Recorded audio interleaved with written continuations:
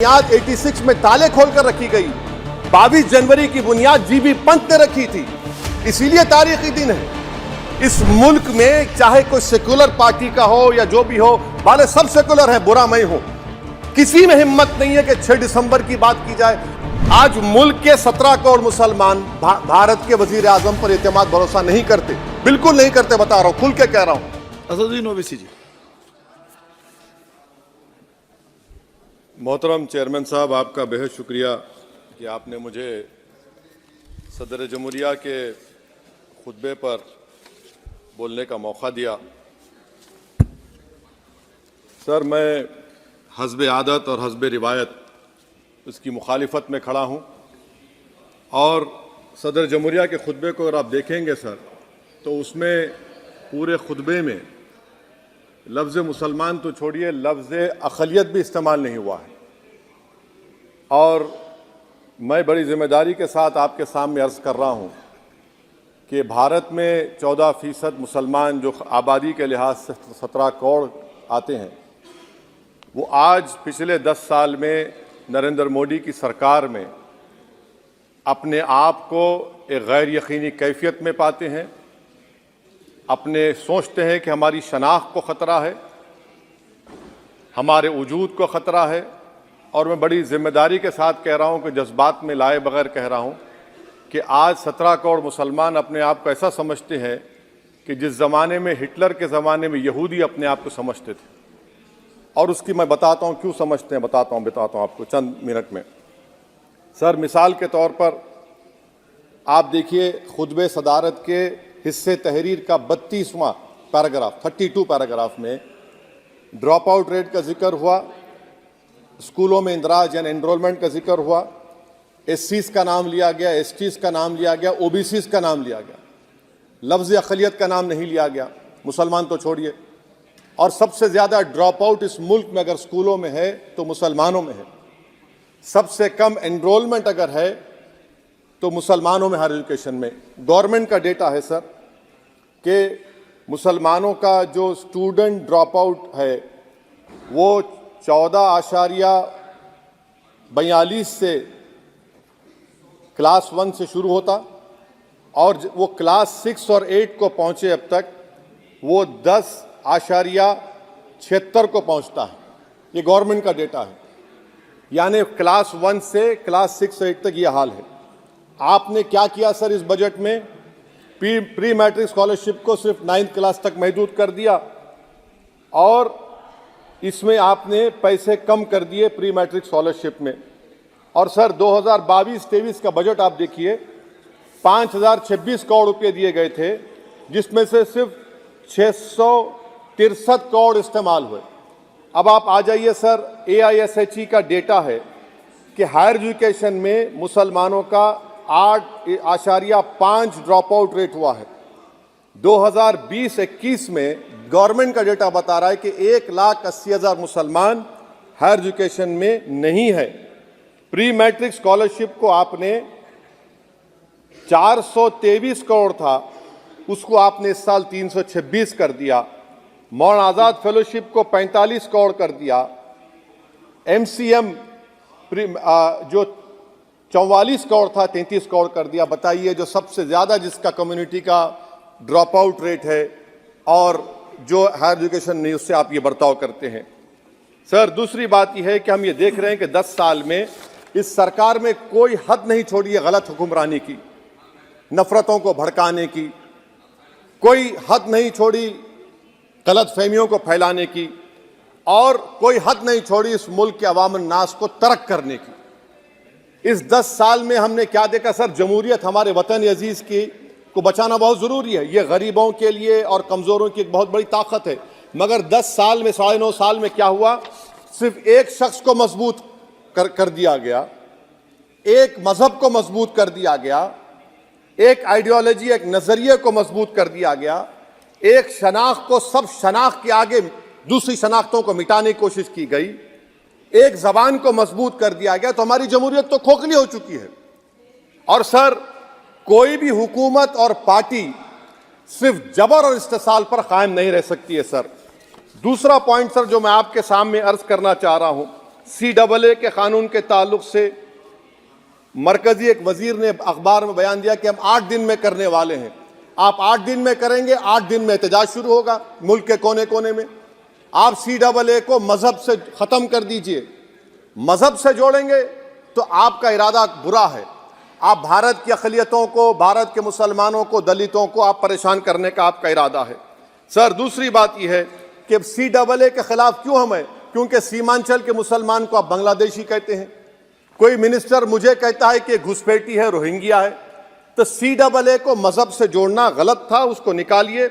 मगर हमारे देश के प्रधानमंत्री सर, वतन अजीज के वजीर आजम, मैं बड़ी जिम्मेदारी के साथ कह रहा हूं कि मैं अपने बचपने में जब हिस्ट्री पढ़ता था तो मैंने एक स्टैचू की फोटो देखी थी, प्रीस्ट किंग ऑफ मोहनजोदारो।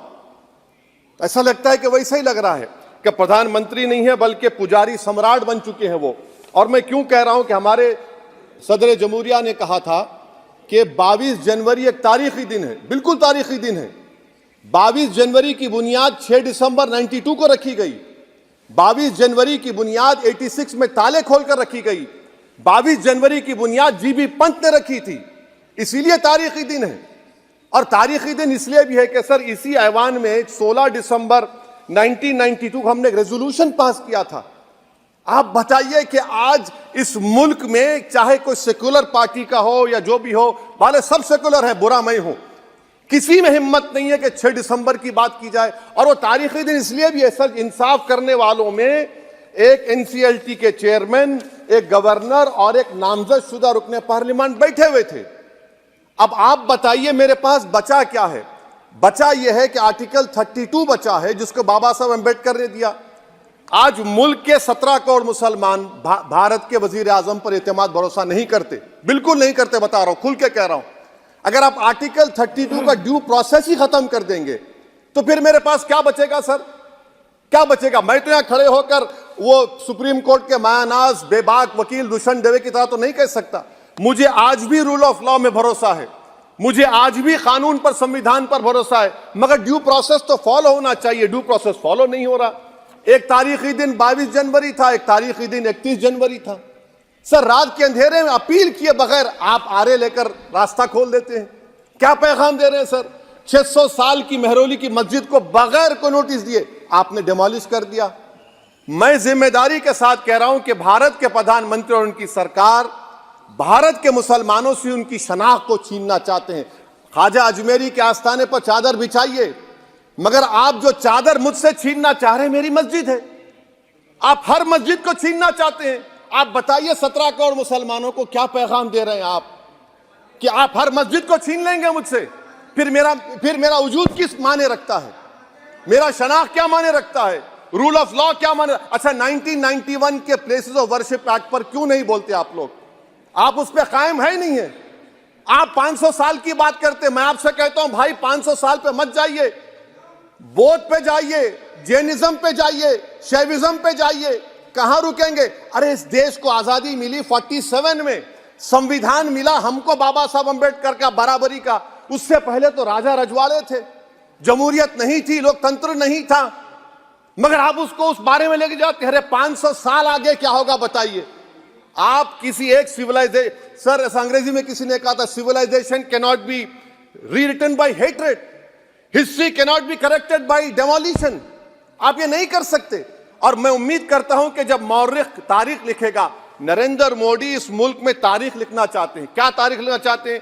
कि मैंने इस देश को, गांधी अंबेडकर के देश को मैंने हिंदू राष्ट्र बना दिया।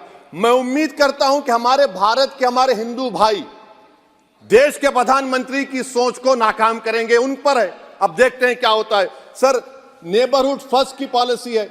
नेबरहुड फर्स्ट क्या हो रहा है सर? हम सोशल मीडिया के जरिए फॉरेन पॉलिसी चला रहे हैं। मालदीव छोटा मुल्क, वो हमको आंख दिखा रहा है, चीन की गोद में बैठ गया। हमारे लद्दाख में हमारे जो लोग जानवर को लेकर घास चराए जाते, वहां पर चीन की आर्मी आके रोक रही। बताइए, बांग्लादेश चीन की गोद में बैठा हुआ है। आप गैलेंट्री अवार्ड दे रहे हैं, क्यों दे रहे हैं? कि चीन बैठा हुआ है। तो आपका बफर जोन गया कहां भाई साहब? आपका बफर जोन तो कहां गया नहीं मालूम, गायब हो गया बफर जोन। और दूसरी बात सर, आप ये भी देख लीजिए कि यहां पर मैं आपको इंपॉर्टेंट पॉइंट ये बताना चाह रहा हूं सर, ये हम बोलते हैं India middle east economic corridor, कितना पैसा है बताइए, वो नहीं बताया जाता। अच्छा सर, सबसे तकलीफदेह बात मेरे लिए है कि भारत ने यूनेस्को का इलेक्शन पाकिस्तान से हार गया। हम पाकिस्तान से हार गए, ये आपकी फॉरेन पॉलिसी है। यूनेस्को के इलेक्शन हम पाकिस्तान से हार गए। अच्छा, मामला इजराइल का, फलस्तीन का, गाजा का आया, अक्टूबर में 10,000 लोग मर गए, हमने यूएन में सीज फायर की तायीद नहीं की। दिसंबर आया, 20,000 मर गए, तो हमने तायीद कर दी। क्यों तायीद की? क्योंकि ग्लोबल साउथ को हमको फॉलो करना पड़ रहा है। भारत ग्लोबल साउथ को फॉलो कर रहा है। मेरे लिए तकलीफदेह बात है, यह आपकी नाकामी का बहुत बड़ा सबूत है। इसीलिए हम बता रहे हैं कि यह सरकार की बहुत से नाकाम। सर, अलीगढ़ मुस्लिम यूनिवर्सिटी, आखिरी पॉइंट, अलीगढ़ मुस्लिम यूनिवर्सिटी, सर आप उत्तर प्रदेश से आते हैं, सर 81 में एक्ट पास हुआ, हमारा लॉ ऑफिसर कोर्ट में कहता है कि मैं पार्लियामेंट के एक्ट को नहीं मानता। कैसे नहीं मानते सर? क्या नरेंद्र मोदी ने पार्लियामेंट को नॉमिनेट किया या पार्लियामेंट ने नरेंद्र मोदी को प्रधानमंत्री बनाया? बताइए। 81 के एक्ट को नहीं मानते। सर, 2 ही तो सेंट्रल यूनिवर्सिटी है मुसलमानों के, 1,80,000 आप ही के सरकार के दौर में मुसलमान हायर एजुकेशन निकल गए। आप अलीगढ़ मुस्लिम से छीनना चाह रहे हैं। Theory of separation of powers में एग्जीक्यूटिव हमको डिक्टेट करेगा। मेरी आवाज तो पार्लियामेंट है, अब मेरी आवाज के खिलाफ एग्जीक्यूटिव सुप्रीम कोर्ट में बोलता है। अलीगढ़ मुस्लिम यूनिवर्सिटी से इतनी नफरत क्यों है आपको? वहां पर तो हिंदू भाई भी पढ़ते हैं। सर, ये अलीगढ़ मुस्लिम यूनिवर्सिटी का मामला है सर। तो मैं आपसे इस बात पर, इस शेर पर अपनी बात को खत्म कर रहा हूं सर। आप भी उर्दू दां हैं जी। मसीहाओं को जब भी आवाज दी है, अहमद फराज का शेर है जी जी, मसीहाओं को जब भी आवाज दी है, पलट कर आ गए हर बार कातिल। मसीहाओं को जब भी आवाज दी है, पलट कर आ गए हर बार कातिल। वहां क्या दाद खाही क्या गवाही, वहां क्या दाद खाही क्या गवाही, जहां हो मुंसिफों के यार कातिल। सर, मैं फिर से हुकूमत से मुतालबा करता हूं कि अल्पसंख्यक समाज के बजट के स्कॉलरशिप को आप डिमांड ड्रिवन करिए। भारत के प्रधानमंत्री, प्रधान सेवक रहिए। आप कोई प्रीस किंग मत बन जाइए। आप जीतेंगे, कौन जीतेंगे देश तय करेगा। मगर याद रखिए, 17 करोड़ मुसलमान आज गम और गुस्से में हैं और इस बात को महसूस कर रहे हैं, इस बात को महसूस कर रहे हैं कि प्रधानमंत्री को हम नोट नहीं दिए मगर हमारा प्रधानमंत्री है। आखिर ये प्रधानमंत्री 17 करोड़ मुसलमानों की उनकी शनाख्त को कैसे मिटा रहे हैं, कैसे उनको आप मार्जिनलाइज कर रहे हैं। इसीलिए सर, मैं उम्मीद करता हूं कि हमारे सेक्युलरिज्म जो है, वो मैं पॉलिटिकल सेक्युलरिज्म कभी नहीं माना। जो सेक्युलरिज्म संविधान में लिखा गया उसकी हिफाजत करेंगे। मुल्क अहम है, वरना याद रखिए, आप चुनाव जीते या हारे, मगर अगर आप 17 करोड़ एक जनता को आप गैर यकीनी कैफियत पैदा कर देंगे, ये देश के हित में नहीं होगा। बल्कि हम तो उम्मीद कर रहे हैं कि ड्यू प्रोसेस अदालत फॉलो करेगी।